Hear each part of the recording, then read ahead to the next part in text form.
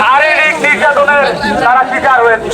আমরা স্পষ্টভাবে বলতে চাই, খুব দ্রুত সময়ের মধ্যে এই সন্ত্রাসী বাহিনী এবং সন্ত্রাসী কর্মকাণ্ডের সাথে যারা জড়িত ছিল তাদেরকে চিহ্নিত করে তাদের শাস্তি নিশ্চিত করার ব্যবস্থা করতে হবে। এই কেন্দ্র ঘোষিত প্রোগ্রাম আমাদের শহীদদের স্মরণের শহীদ লং মার্চের প্রোগ্রাম।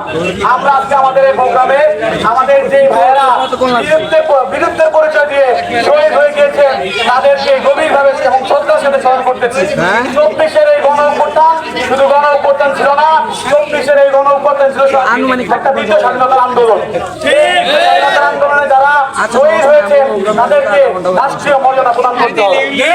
এর পাশাপাশি আমাদের যে গাজী ভাইয়েরা আহত হয়েছেন, গুরুতর আহত হয়েছেন, তাদের চিকিৎসার সর্বোচ্চ ব্যবস্থা করতে হবে। তাদের চিকিৎসার জন্য যদি বিদেশ যেতে হয় তাদেরকে সেই ব্যবস্থা করে দিতে হবে।